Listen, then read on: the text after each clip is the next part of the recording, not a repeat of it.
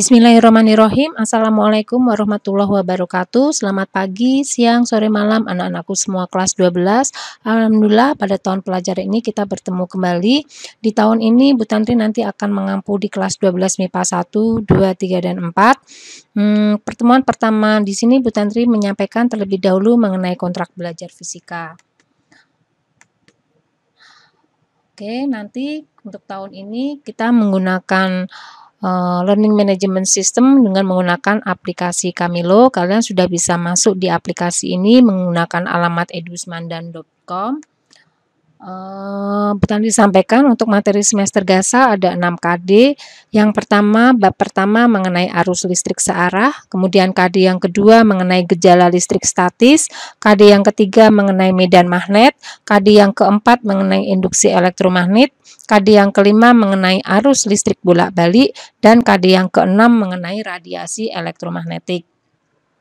Sedangkan untuk materi semester genap ada 5 KD. Di semester genap ini mungkin efektifnya kita hanya 2 bulan saja anak-anakku.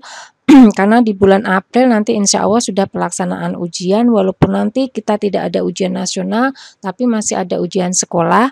Jadi untuk materi semester genap ini ada 5 KD, diantaranya KD yang pertama adalah teori relativitas khusus, kemudian yang kedua mengenai fenomena kuantum, yang ketiga mengenai teknologi digital, yang keempat mengenai inti atom dan radioaktivitas, dan KD yang terakhir mengenai sumber energi.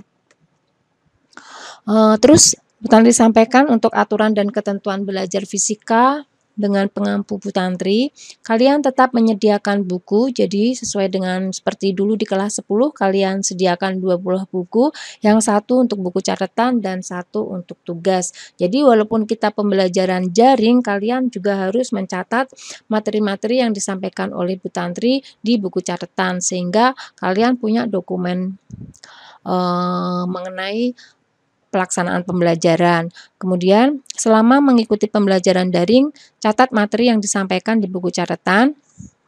Kemudian pretest, posttest, dan penugasan dikerjakan di buku tugas, difoto kemudian diupload pada aplikasi Camilo. Jadi kalau misalkan Bu Tantri nanti memberikan pretest atau posttest atau penugasan, kalian bisa mengerjakannya di buku tugas, kemudian difoto, dan diupload pada aplikasi Camilo. Terkadang juga tesnya harus dilakukan secara online, jadi kalian buka tes, kemudian langsung kalian kerjakan pada waktu itu juga. Maka nanti nilai kalian akan terekam dan jejak digitalnya akan ada di aplikasi Camilo ini. Kemudian ketentuan berikutnya adalah bahwa setiap kali pertemuan pada Mampel Fisika, silakan selalu menggunakan Learning Management System yang dikembangkan oleh sekolah, yaitu dengan menggunakan aplikasi Camilo.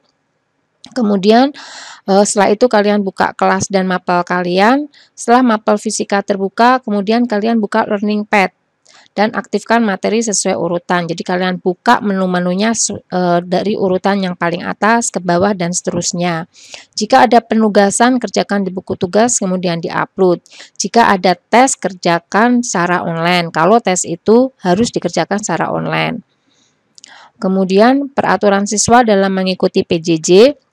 Kemarin mungkin sudah disampaikan, sudah di-sharing lewat wali kelas, bahwa peraturan siswa dalam mengikuti PJJ yang pertama adalah hadir dalam pembelajaran dengan tepat waktu. Jika kalian berhalangan misalkan sakit atau misalkan ada keperluan keluarga, maka kalian harus minta izin terlebih dahulu kepada guru mapel atau lewat wali kelas juga bisa.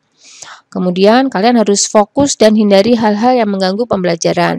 Biasanya yang mengganggu pelaksanaan pembelajaran di sini adalah HP. Maka notifikasi yang ada di HP tolong dinonaktifkan terlebih dahulu sehingga kalian bisa melakukan pembelajaran dengan lebih fokus. Kemudian yang ketiga, sebagai presensi kehadiran siswa, kehadiran wajib meninggalkan jejak digital dengan membalas kolom komentar diskusi guru. Jadi nanti di sini Bu Tantri akan buka menu kehadiran, silahkan kalian aktifkan, tinggal mengisi saja kemudian dikirim, maka kehadiran kalian akan ada jejak digitalnya di aplikasi ini. Kemudian yang keempat, siswa disiplin dalam mengumpulkan semua penugasan yang diberikan guru, karena nilai-nilai tugas ini akan terekam semua di aplikasi ini sehingga untuk nantinya nilai-nilai ini akan digunakan untuk nilai rapot kalian di semester gasal.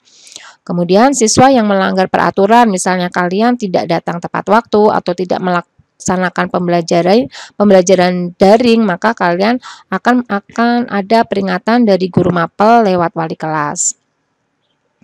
Anak-anakku, kita tahu bahwa nilai bukan segala-galanya, tapi segala-galanya berawal dari nilai. Mungkin ini sudah pernah Bu Tantri sampaikan di waktu kalian di kelas 10. Kakak-kakak kelas kalian yang lolos dari jalur senam PTN itu adalah anak-anak yang peringkat dulu di kelas 10, 11, dan kelas 12. Maka kalau kalian punya cita-cita bisa lolos di senam PTN, maka nilai kalian harus bagus, terutama nilai rapot kalian. Kemudian KKM. KKM di kelas 12 ada 75, jadi kalau KKM di kelas 10 70, di kelas 11 73, dan di kelas 12 75. Kalau kalian kepingin nilai di rapot predikat kalian baik, maka tidak hanya sekedar nilai KKM saja 75, tapi nilai kalian harus bisa mencapai 83. Jadi nilai dengan interval 83 sampai 91 itu predikatnya baik di rapot. Kalau kalian misalkan nilainya 82, oke lah 82 itu nilainya mencapai KKM, tapi nanti predikatnya masih cukup. Maka kalau kepingin mendapatkan predikat baik, nilai kalian harus 83. Kemudian untuk penilaian pada mapelnya Bu Tantri nanti ada nilai pengetahuan, nilai keterampilan, dan nilai sikap.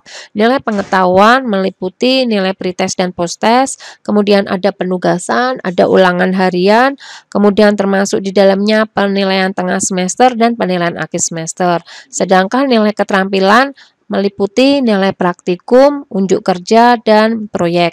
Sedangkan nilai sikap yang Bu Tantri ambil adalah ketepatan kalian dalam mengumpulkan tugas, kemudian ketepatan kalian dalam melaksanakan pembelajaran daring, kalian tidak terlambat karena jejak digital kalian dalam mengikuti pembelajaran daring itu akan terekam di sini. Kemudian juga bertanggung jawab terhadap tugas-tugas yang diberikan oleh Bu Tantri.